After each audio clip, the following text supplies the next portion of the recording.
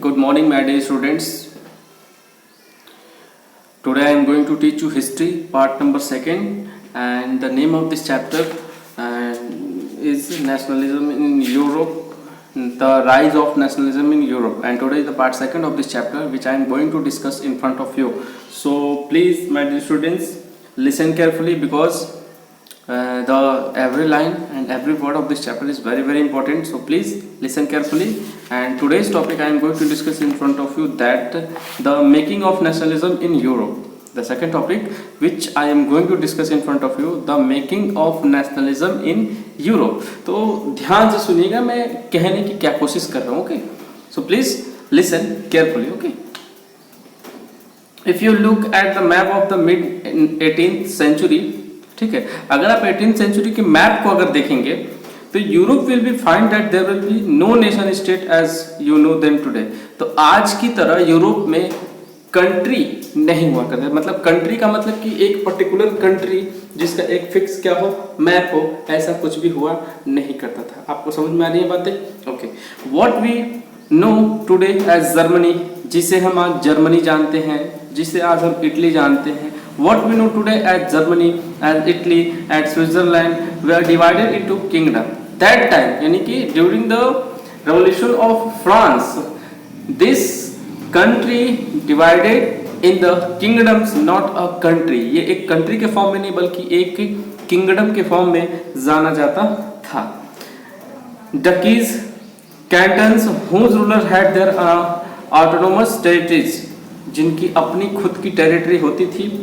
Eastern and Central Europe were under autocratic monarchy within the territories of which lived diverse people. Eastern Europe और Central Europe जो थे वो autocratic monarchy के under आते थे और ये autocratic monarchy within the territory of which lived diverse people, जिसमें अलग अलग तरह के लोग रहते. मतलब एक ही तरह के लोग नहीं रहते थे, यहाँ पे अलग अलग तरह के लोग रहते थे और अलग अलग तरह के लोग को अलग अलग तरह के रहने का तरीका था. तो ये सारी चीजें चेंज हुई. Okay, they did not see themselves as sharing a collectively identity और अ कॉमन कल्चर. वे खुद को एक कॉमन कल्चर में नहीं ढाल पा रहे थे. मतलब जब एक तरह के लोग होते तब उनका एक कॉमन कल्चर होता, क्योंकि लोग क्या थे, अलग अलग रीजन के थे, अलग अलग धर्म को मानते थे, अलग अलग उनका कल्चर था. इसलिए हम कह सकते हैं कि उनका कोई भी कॉमन कल्चर नहीं था. समझ में आ रही है बात? Okay, so often they even spoke difficult language. ऐसा देखा जाता था कि यूरोप में एक ही किंगडम में रहने वाले यानी एक ही राज्य में रहने वाले लोग अलग अलग तरह के लैंग्वेज का यूज करते थे. And belong to a different ethnic group, जबकि वो अलग अलग एथनिक ग्रुप से बिलोंग करते थे, फिर भी वो एक ही तरह का लैंग्वेज यूज करते थे. The Habsburg empire that ruled over Austria Hungary, ठीक है, हैब्स. उस समय यूरोप में एक हैब्सबर्ग HABSBURG हैब्सबर्ग एम्पायर हुआ करता था जो ऑस्ट्रिया और हंगरी दोनों पर शासन करता था. For example was a patchwork of many different regions and the people. उसके राज्य में यानी कि हैब्सबर्ग एम्पायर के राज्य में अलग अलग तरह के लोग रहते थे और वो एक कॉमन कल्चर को नहीं मानते थे, लेकिन फिर भी वो एक थे. ठीक है, तो आगे है कि जर्मन स्पीकिंग, और वो सारे लोग ऐसा देखा जाता था कि it included the Alpine region, Tyrol, Austria, and the Sudetenland, as well as Bohemia, where the aristocracy was predominantly German speaking. अच्छा, देखा जाता था कि वो जो एरिया था वो जर्मनी के आसपास का इलाका था, तो मोस्ट ऑफ द पीपल क्या थे, वो जर्मन लैंग्वेज को यूज करते थे. Okay, most of the people क्या थे, वो जर्मन लैंग्वेज को यूज करते थे. तो कहीं ना कहीं ये चीजें क्या थी, धीरे धीरे बदल रही थी. लोग धीरे धीरे क्या हो रहे थे, अब सामने आ रहे थे. ओके, आगे दिया है कि it also included the Italian speaking. उसमें कुछ लोग ऐसे भी थे उस प्रोविंस में जो इटालियन लैंग्वेज को बोल रहे थे.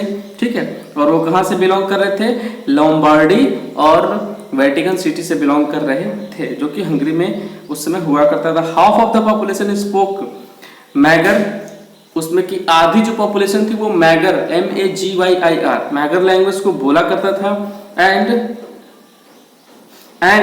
while the other half spoke a variety of और जो दूसरे आधे लोग थे वो अलग अलग तरह के लैंग्वेज का यूज करते थे। In Galicia the aristocracy spoke Polish, Galicia में देखा गया कि लोग पोलिश लैंग्वेज का यूज करते हैं। इसके अलावा दीज थ्री डोमिनेंट ग्रुप्स, ये जो तीन डोमिनेंट ग्रुप्स थे, there also lived with the boundaries of the empire. ये लोग सारे लोग मिलके उस एम्पायर की बाउंड्री को बनाते थे, मतलब ये लोग शहर के किनारे किनारे या राज्य के किनारे किनारे क्या थे, बसे हुए थे। Okay, a mass of subject peasants people, Bohemians and Slovaks to the north. ठीक है, नॉर्थ में स्लोवाक्स देखे गए, स्लोवेंस जो थे वो कैरेनोला में देखे गए, क्रोट्स जो थे वो साउथ में देखे गए, रोमन्स जो थे वो ईस्ट में देखे गए। Such differences did not easily promote to a sense of political unity, लेकिन ऐसा नहीं देखा गया सब किसी न किसी टेरिटरी के अंडर थे, मतलब सब लोगों में सब अलग अलग थे, लेकिन सब में यूनिटी उस समय दिखाई नहीं दे रही थी, क्योंकि लोग एक पॉलिटिकल पार्टी के थ्रू नहीं जुड़े हुए थे, बल्कि सबका क्या था, अलग अलग राजा था। Okay okay, the only tie binding these diverse group together was a common allegiances to the emperor, लेकिन सभी का एक, ठीक है ना, कॉमन एलिगेंस होता था। ओके, तो आज की क्लास में इतना ही रहने देते हैं। अगली क्लास में हम लोग अगले टॉपिक पे डिस्कस करेंगे, और नेक्स्ट क्लास का जो टॉपिक है मैं आज ही आपको बता देता हूँ कि the aristocracy and the new middle class, इस टॉपिक को हम लोग लेकर डिस्कस करेंगे। और एक टॉपिक लेंगे, what did liberals nationalism stand for. ये दो टॉपिक हम लोग अगली क्लास में डिस्कस करने की कोशिश करते हैं, तो हमारे साथ बने रहिए, like share subscribe. Okay, thank you so much, बहुत बहुत धन्यवाद आपका।